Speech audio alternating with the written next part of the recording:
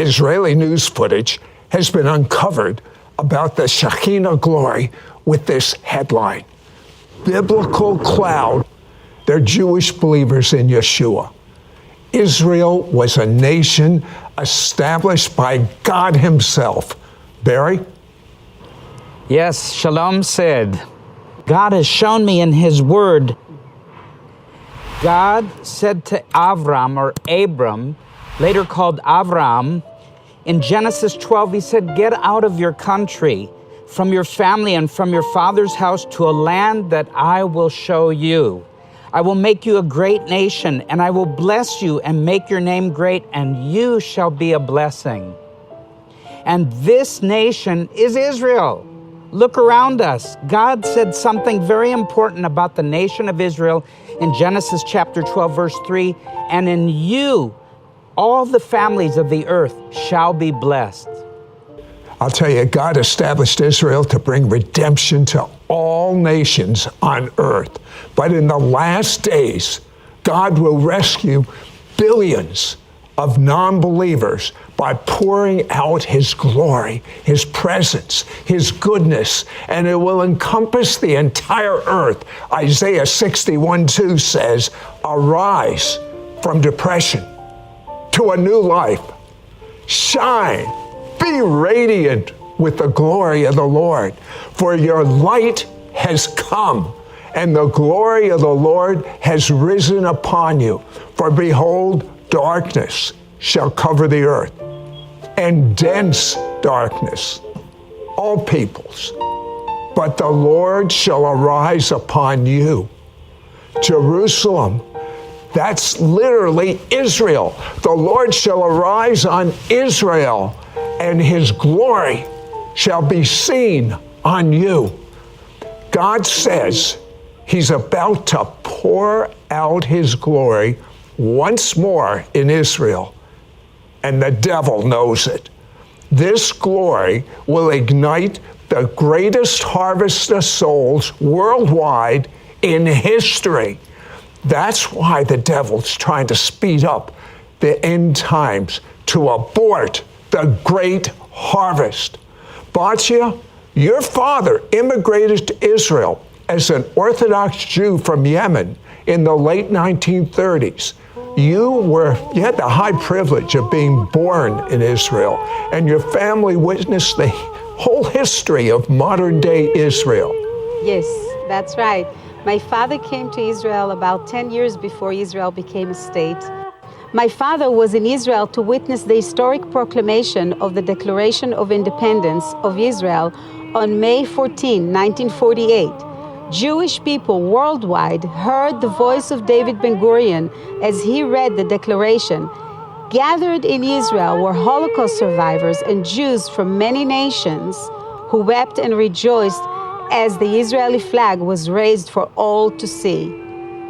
And he was recruited to join the forces of the army. And yes, I was privileged to be born in Jerusalem, and I'm the youngest of 5 siblings. Boy, the history you've got inside of you that you just lived, God spared your family's life many times.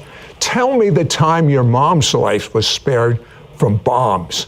It was very interesting. My parents, when they got married, they lived in a very small apartment in Jerusalem. When my father was in 1948, when he had to go and fight in Independence War, and he left my mom with the 2 kids, and thank God that my mom was ready to go and find shelter in my uncle's house, my father's brother, in Jerusalem, and they were spared, really spared, Sid, because what happened is when they came back after the war, they found out that their little apartment was bombed completely. And my mom's life and the 2 kids, my 2 older siblings, were saved, literally saved. So I'm a miracle too. Just living in that land, to me, makes us miracles. Batya, you have witnessed old photos of Israel from the 1930s to today. These prove biblical miracles are authentic. It is amazing to see old photos of how barren the land of Israel was when my father first came to the land in 1938.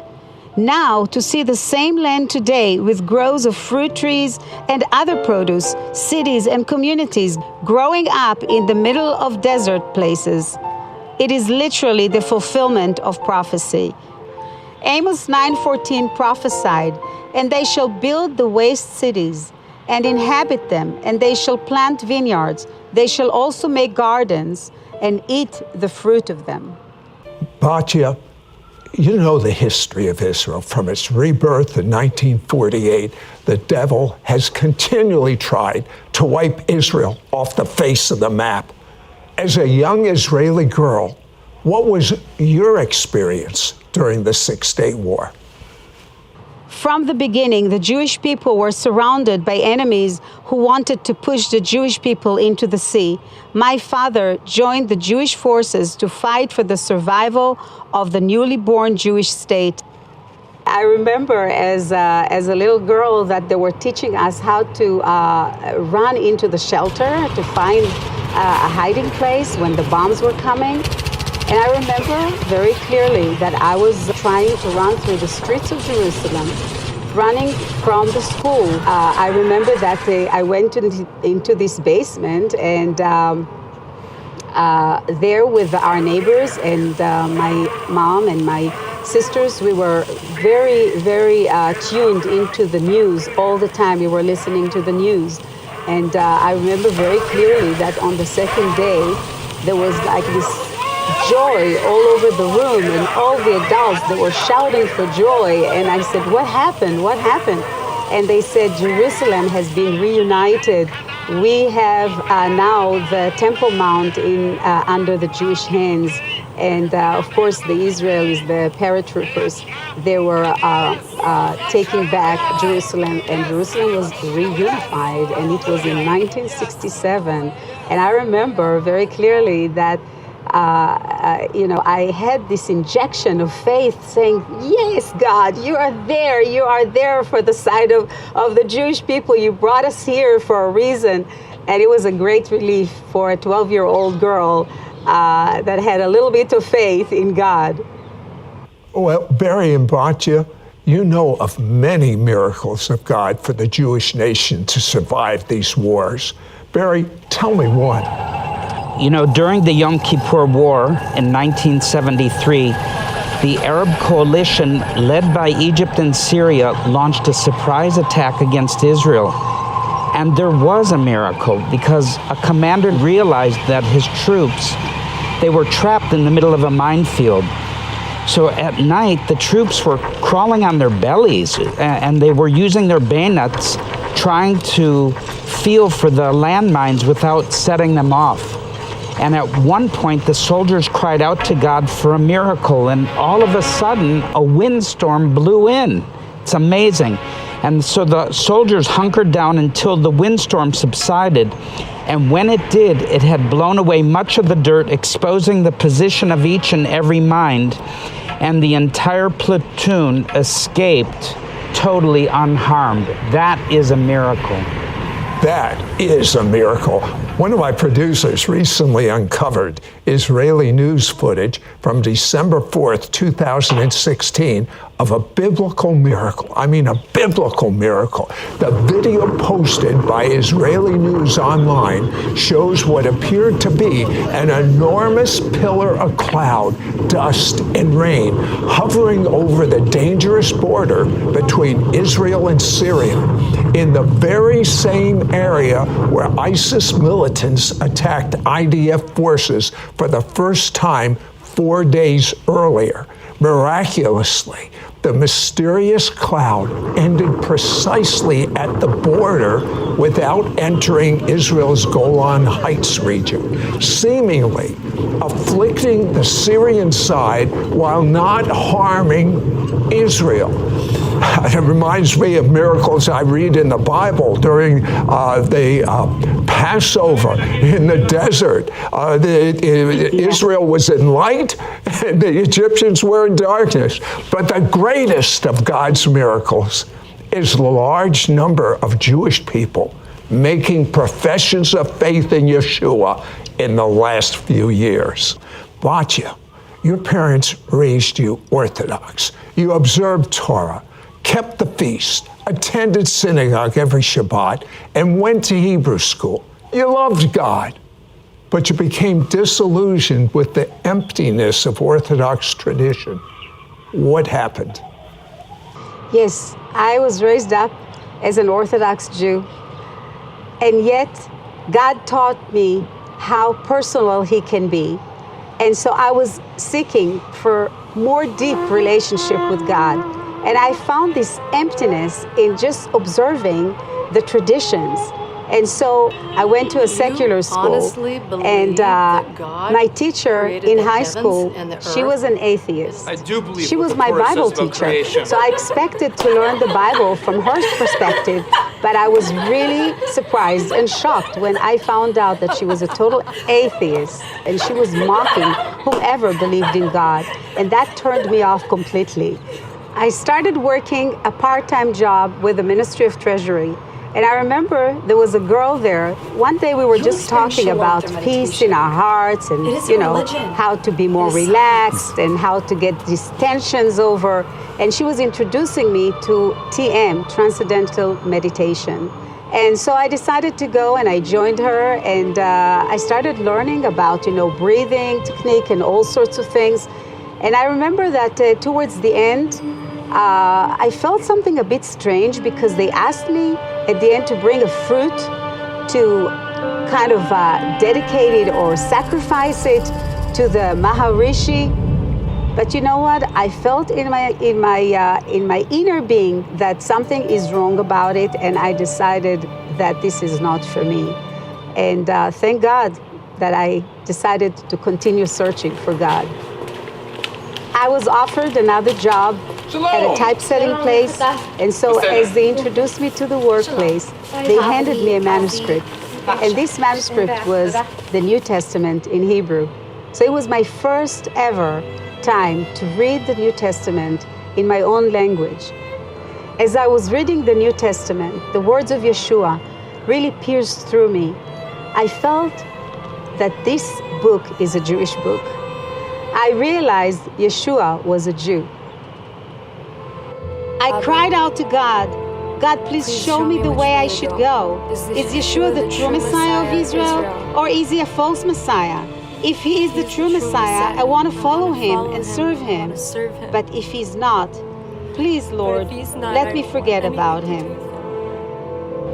Right after I prayed that prayer, I saw a vision of a man clothed in a long white robe. His bearded face was shining and full of glory. The countenance of this man was majestic. Then he disappeared. I felt as if God was giving me a sign.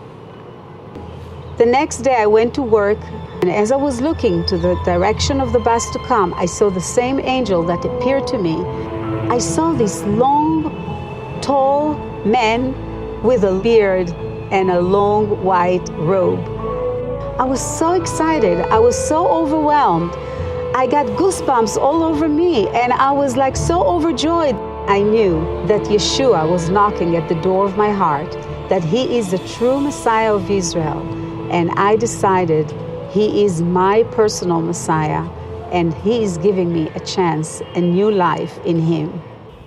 Batya knew that Yeshua was the Messiah of Israel and the Messiah of the whole world. How did she know that? The same glory that came upon our Jewish people thousands of years ago. It's kind of been missing, but it's coming back. And this presence of God on the Word of God will cause you to have your own experiential knowledge of God. I want you to say this prayer with me out loud. Mean it to the best of your ability. And I tell you, the presence of God will make your spirit come alive. And you will know what Abraham, Isaac, Jacob, all the Jewish leaders, all the people in the Bible that knew God knew. It's not by man's might nor man's power, but it's by the Roth, the Spirit of the living God. Repeat out loud, very important, out loud with me right now this prayer. Dear God, I've made many mistakes in my life, for which I'm so sorry. I believe the blood of the Passover lamb, the blood of Yeshua, washes away all of my sins. And I am clean. I'm not only clean, but Torah says, you remember my sins no more. You remember them no more. Totally clean. And now that I'm clean, I ask for Yeshua to come and live inside of me. Be my sin bearer so I don't have to have the penalty of the sins. Be my Lord. Be my Messiah. Spirit of the living God, Roth, make Yeshua real to me in a way that I'll understand. Amen. Now, the two of you met in Israel and married. Today, both of you are dedicated to the physical and spiritual restoration of Israel. When the glory comes, there will be a tsunami wave of miracles, signs, wonders. Multitudes, I say millions, will experience the Messiah of Israel, not only in Israel, but worldwide. We are more than ready to show the world what God is doing on METV, Middle East TV, our television network that is in every television-equipped home in Israel and the entire Middle East. I believe that the devil has an idea of this glory that's coming. He's desperately trying to speed up end-time events to try and circumvent the glory outpouring that's about ready to hit. Some of the greatest evangelists and fivefold ministers will come out of Israel. I mean, greater than Paul. And they will be flames of fire to the Gentiles. But there's a challenge. The greatest challenge that Israel has right now is that radical Islam, influenced and funded by Iran, have stored up thousands of bombs and missiles ready to launch against Israel from the north and the south. Over 4,000 rockets and missiles have been launched against Israel so far this year. Just in Lebanon alone, it's estimated that Hezbollah has 150,000 rockets stored up. Barry? You know, Sid, one of the things that Israel has been blessed with an invention is the Iron Dome anti-missile interception system. They cost over $200 million, I heard, and about $50,000 to $60,000 a rocket to intercept an incoming rocket. The problem is that they can only handle so many incoming rockets at one time. So sometimes the enemy's rockets or missiles get through the system, and that's literally a danger from the explosives and the shrapnel and the fallout that comes upon the population. And that's why Israel needs more protection, more shelter, more bomb shelters, places of safety to protect our people. Never before have Israelis faced the number of rockets and missiles that Hamas and Hezbollah could be firing at Israel from both the north and the south simultaneously. There is literally a need right now near playgrounds, near shopping centers, near public areas to have these bomb shelters placed along the northern and southern regions of Israel because people only have like 15 to 25 seconds to run and get safety in one of these shelters. This is a norm here for us. You have to understand the spiritual strain on the people here is so great, beyond imagination. We need to give them more comfort. We need to give them more protection because we can do it for them because God made it possible for us. So we want to be a light to the people of Israel. We want to be a blessing at this time. This is why God has led us to partner with Barry and Batya to build these desperately needed IDF-approved bomb shelters. Barry? These bomb shelters are manufactured to withstand these missile attacks. When the siren sounds, there are just few moments to find a shelter. Once the people enter and the door is secured, women, men, and children, they're safe. On the outside of every bomb shelter is a sign reading, "Donated with love for the safety of the people of Israel" by METV. Everyone who enters these shelters will know that it is Jewish and Gentile believers in the Messiah who have helped build the very shelter that is saving their lives. And many will watch the brand new TV programs we're producing for METV, which will be pointing the Jewish people to the one who saves lives for all of eternity, Yeshua.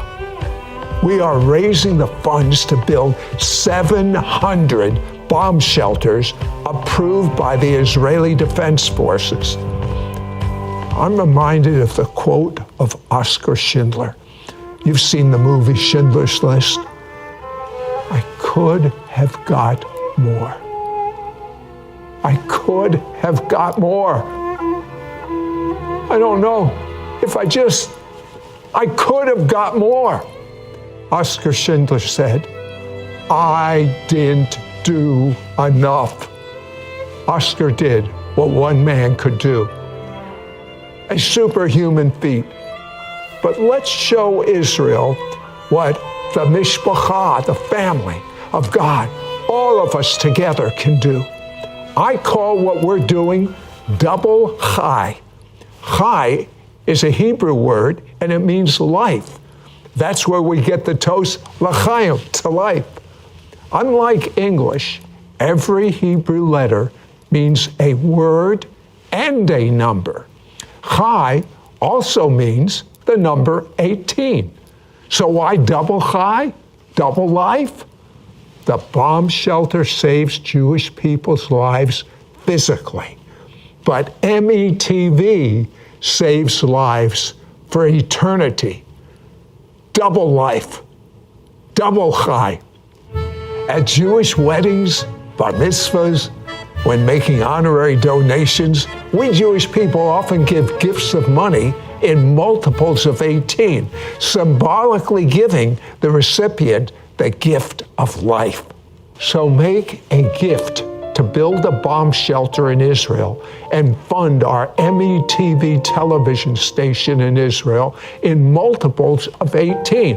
And bless Israel with double chai, double life. As God promised Abraham, those who bless Israel will be blessed. What have you been praying for God to do in your life? Whatever it is, get ready to receive the promise that God gives from being a blessing to Israel. What if you only had 15 seconds to find a safe place to hide? The greatest challenge that Israel has right now is that radical Islam, influenced and funded by Iran, have stored up thousands of